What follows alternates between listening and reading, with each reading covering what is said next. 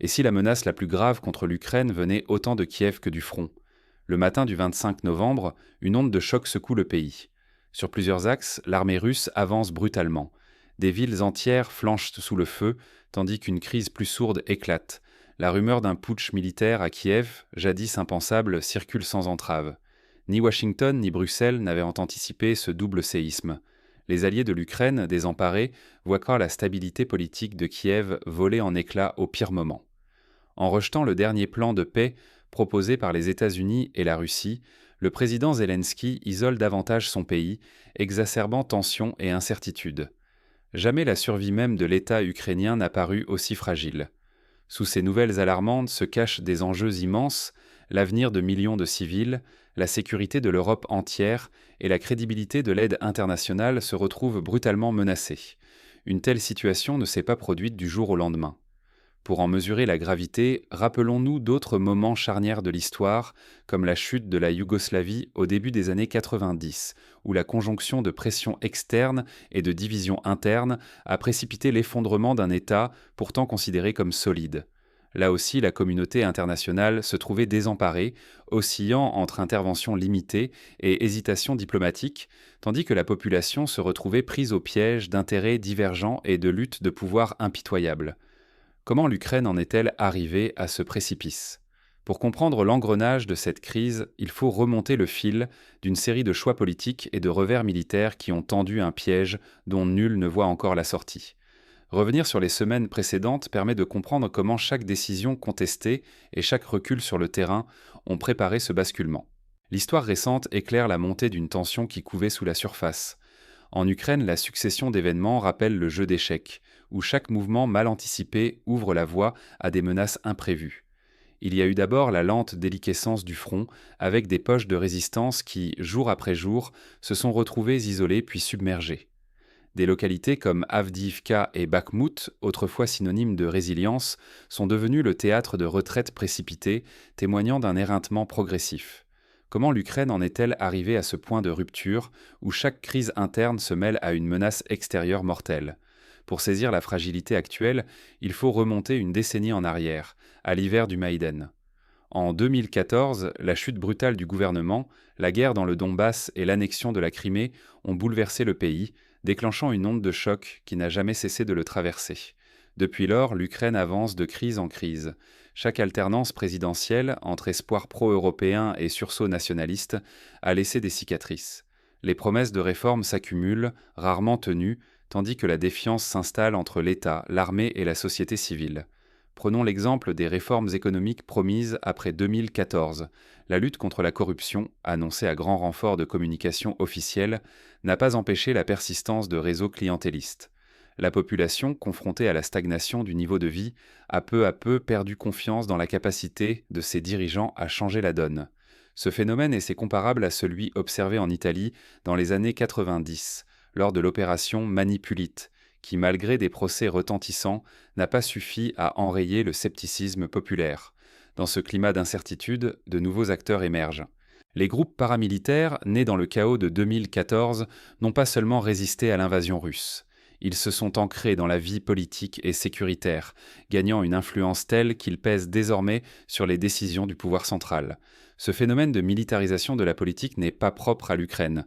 On peut le rapprocher de l'Irak post-2003, où les milices, nées pour résister à une menace extérieure, se sont progressivement muées en acteurs politiques incontournables, rendant la gouvernance de plus en plus complexe.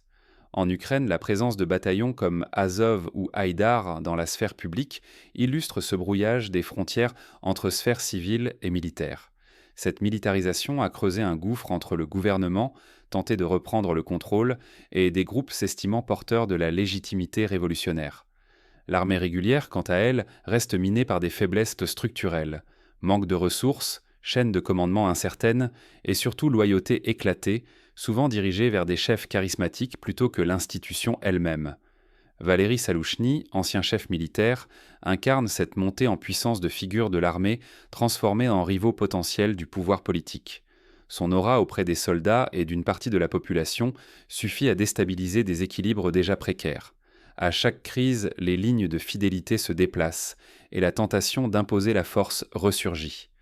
L'histoire regorge d'exemples où des chefs militaires charismatiques sont devenus des acteurs politiques majeurs.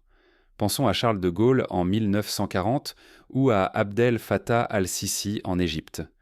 Dans les deux cas, une figure issue de l'armée a réussi à cristalliser l'espoir ou la colère d'une nation, souvent au prix d'une rupture institutionnelle profonde. En réalité, chaque changement de gouvernement, chaque compromis avorté, chaque promesse trahie renforce la conviction que l'État est fracturé et vulnérable.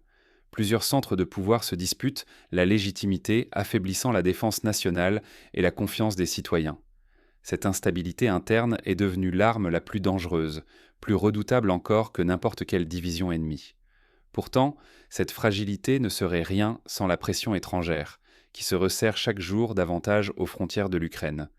À l'approche du 25 novembre, l'étau russe se referme tandis que Kiev vacille sous la tension.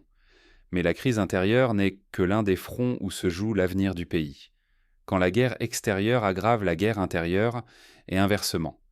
Depuis le 25 novembre, l'Ukraine vit l'une de ses heures les plus sombres. La crise politique à Kiev et l'effondrement progressif du front se nourrissent l'un l'autre, entraînant le pays dans une spirale imprévisible. Tout bascule avec la décision de Volodymyr Zelensky. Il rejette le plan de paix proposé par Washington et Moscou. Ce refus isole dramatiquement Kiev. La lassitude gagne les alliés, la pression s'intensifie, surtout depuis les principales capitales européennes et américaines. Le choix de l'Ukraine, perçu comme un acte de résistance ou d'orgueil, fissure un soutien international déjà fragile. Pour illustrer ce phénomène, rappelons la guerre du Vietnam. Lorsque le gouvernement sud-vietnamien a perdu la confiance de son principal allié, les États-Unis, l'effondrement s'est accéléré. En Ukraine, le moindre signe de désunion ou de faiblesse à Kiev résonne dans les chancelleries occidentales, alimentant doutes et calculs politiques. À l'intérieur du pouvoir, la fracture devient béante. Le Parlement défie ouvertement le président. Le débat brûle autour d'une question essentielle. Qui, en définitive, peut décider de la paix ou de la guerre ? Désormais, la contestation émane aussi de factions nationalistes, prêtes à tout pour empêcher ce qu'elles nomment une reddition. L'ombre de Valéry Salouchny, l'ancien chef militaire, grandit sur la scène politique. Un sondage mené entre le 10 et le 16 octobre, publié tardivement, signe d'une inquiétude palpable, révèle que Salouchny talonne Zelensky dans les intentions de vote. Cette popularité longtemps passée sous silence trahit la profondeur des divisions internes et la fébrilité au sommet de l'État.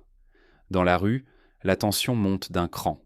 Des groupes armés issus de la garde nationale ou des services de renseignement s'organisent, menaçant d'actions violentes si un accord est jugé humiliant pour l'Ukraine. L'atmosphère s'alourdit, faisant naître le spectre d'une guerre civile. Ce scénario rappelle le climat de tension ayant précédé la révolution orange en 2004, où la division entre l'Est et l'Ouest du pays était déjà palpable. Mais cette fois-ci, la dimension militaire et la fatigue de la population pourraient transformer une contestation politique en affrontement armé. Sur le front, la situation reste critique. Les forces russes avancent méthodiquement, profitant de leur supériorité en artillerie et en effectifs. Certaines unités ukrainiennes, privées de renforts et de ravitaillement, risquent l'encerclement. Les problèmes logistiques s'aggravent. Pénurie de munitions, manque d'équipement, fatigue et découragement rongent les soldats. L'armée épuisée ne dispose plus de réserves suffisantes pour inverser la dynamique. À titre d'exemple, le front sud connaît une dégradation inquiétante. Dans la région de Zaporijjia, des villages entiers sont évacués dans la précipitation. Les convois humanitaires peinent à arriver, et les communications sont coupées pendant des heures. Cette désorganisation rappelle les pires moments de la bataille de Stalingrad, où la logistique défaillante avait précipité la défaite de certaines unités. Moscou exploite la moindre faille. À chaque signe de faiblesse politique à Kiev, l'armée russe intensifie ses assauts, cherchant à provoquer un effondrement simultané du front et des institutions ukrainiennes. Le risque atteint son paroxysme. Une défaite militaire pourrait entraîner la chute du gouvernement, ouvrir la voie à un coup d'État ou à des violences incontrôlées. Pour l'Ukraine, l'Europe et les derniers alliés de Kiev se dessine la menace d'un double effondrement, militaire et politique. Dans ce climat de tension extrême, chaque décision prise à Kiev résonne bien au-delà de ses frontières.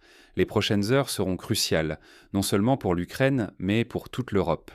L'Ukraine est suspendue à un fil, confrontée à des choix impossibles, qui décideront de son avenir et peut-être de celui de l'Europe tout entière. 4 scénarios principaux se dessinent, chacun chargé de menaces et d'incertitudes. Premier scénario, une paix imposée de l'extérieur. Si Kiev devait accepter un accord dicté par d'autres, le sentiment de trahison pourrait embraser la rue, provoquer une onde de choc dans l'armée et déclencher des manifestations sans précédent. Dans ce cas-là, la réaction populaire rappellerait celle de la Grèce en 2015, lorsqu'un plan d'austérité imposé par l'Europe avait entraîné d'immenses protestations et fragilisé durablement le pouvoir en place. En Ukraine, ce sentiment de dépossession nationale pourrait s'avérer explosif, d'autant plus que le souvenir de Maïdan reste vivace. Le deuxième scénario verrait le président Volodymyr Zelensky s'opposer frontalement à l'ancien commandant en chef Valéry Salouchny. Deux figures, deux légitimités rivales. Le risque ne serait plus seulement politique. La capitale pourrait devenir le théâtre d'affrontements armés impliquant la garde nationale, des groupes paramilitaires ou des factions issues sans sang des services secrets. Toute rupture du fragile équilibre menacerait de faire basculer Kiev dans la violence. Un exemple historique éclaire ce danger. En Turquie, la tentative de coup d'État de 2016 a montré à quel point la rivalité entre le pouvoir civil et des éléments de l'armée peut déboucher sur des scènes de chaos urbain, avec des conséquences durables pour la stabilité du pays. Troisième possibilité, la Russie exploite l'instabilité interne. Chaque jour d'incertitude à Kiev est une aubaine pour Moscou. Une Ukraine divisée et affaiblie offre à l'armée russe de nouvelles ouvertures pour avancer, démoraliser la population et mettre en danger d'autres villes stratégiques. La moindre faille intérieure devient un levier pour l'offensive ennemie. Dans les années 80, l'Union soviétique utilisait déjà ce type de stratégie en Afghanistan, cherchant à profiter des rivalités entre factions pour mieux contrôler le terrain. Aujourd'hui, les réseaux sociaux et la guerre de l'information amplifient ces effets, rendant la société ukrainienne plus vulnérable aux opérations psychologiques. Le quatrième scénario concerne la réaction de l'Occident. Si la perception de corruption ou de chaos politique s'aggrave, l'aide occidentale, déjà fragile, pourrait s'effondrer. Le soutien militaire et financier s'amenuiserait brusquement, rendant la défense ukrainienne presque impossible et isolant le pays face à la puissance de Moscou. L'histoire récente de l'Afghanistan fournit une illustration frappante. Lorsque la confiance des alliés occidentaux s'est érodée face à la corruption et à l'instabilité, l'aide s'est tarie, précipitant la chute de Kaboul en 2021. Mais l'enjeu est plus complexe. Ces scénarios se nourrissent les uns les autres. L'Ukraine est prise dans une spirale hybride, où toute crise politique, toute erreur tactique ou tout malaise avec les alliés peut provoquer un effet domino. Une décision mal calculée à Kiev, une défaillance sur le front ou une rupture de confiance internationale peuvent déclencher une chaîne d'événements incontrôlables. Dans ce contexte, la menace d'un effondrement de l'État n'est plus théorique. Une crise majeure peut dégénérer en guerre civile, avec des répercussions bien au-delà des frontières ukrainiennes. Pour l'Europe, cela annoncerait une vague d'instabilité, des déplacements massifs de population, l'érosion de la sécurité et un doute croissant sur la capacité des institutions occidentales à protéger le continent. Chaque jour, chaque décision à Kiev porte le poids du destin national. La moindre erreur pourrait faire basculer l'Ukraine et l'Europe dans une nouvelle ère d'incertitude. C'est cette zone grise entre survie et effondrement qui rend la situation actuelle si explosive et imprévisible. Le 25 novembre ne marque pas seulement une date clé dans le calendrier, il cristallise toutes ces incertitudes.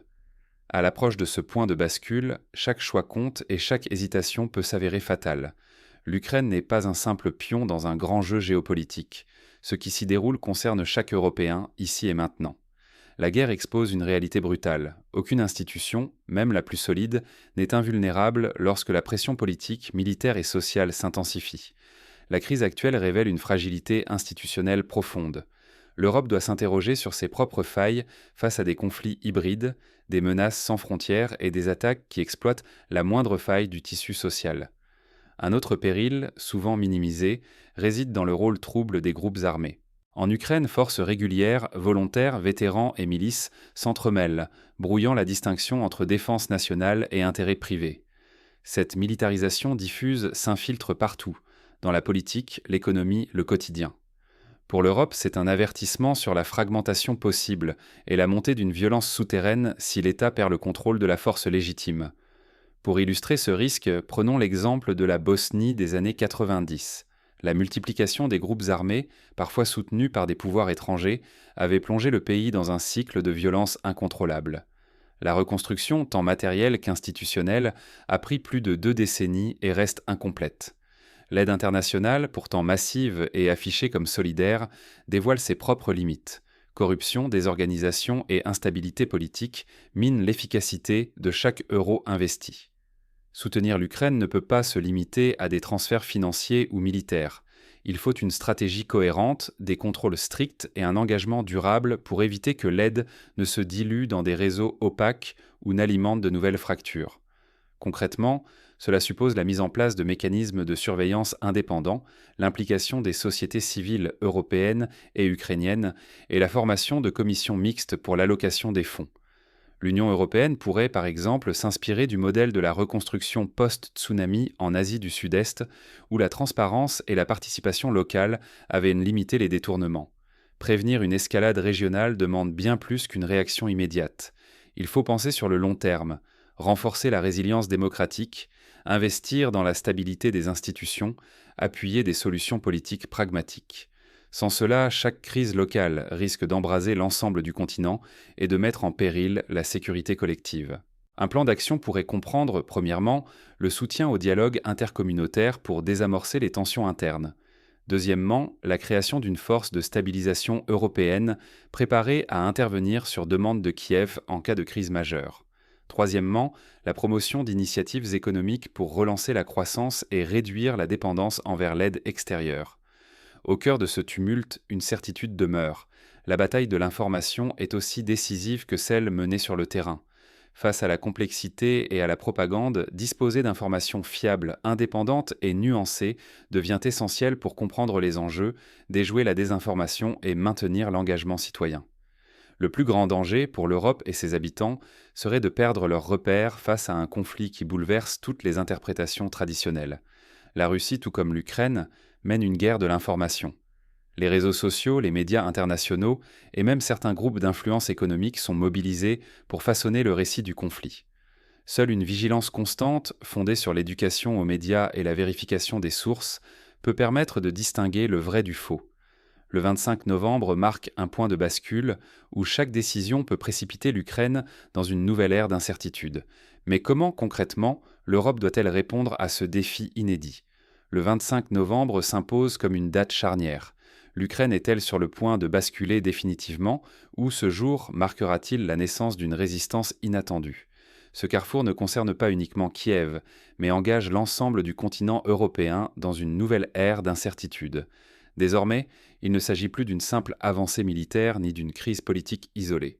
Les lignes de fracture se multiplient. La pression implacable venue de Moscou, la fragilité des institutions à Kiev, la fragmentation inquiétante du soutien international et la tension croissante au sein de la société ukrainienne.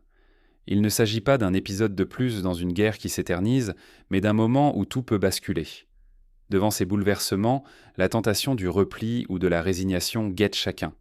Mais céder à la lassitude ou au cynisme, c'est laisser l'instabilité s'enraciner et le risque s'étendre bien au-delà de l'Ukraine. Le vrai danger serait d'abandonner notre vigilance, d'accepter que l'histoire se fasse sans nous et de refermer les yeux sur la fragilité des équilibres qui nous protègent. Rester informé, débattre sans préjugés, refuser la désinformation. Ces gestes simples sont devenus essentiels. L'Ukraine n'est plus un lointain théâtre d'opérations. Son avenir et les choix posés ou évités dans les heures et les jours à venir pèseront lourdement sur la sécurité européenne, sur la solidité de nos institutions, sur notre foi en la solidarité.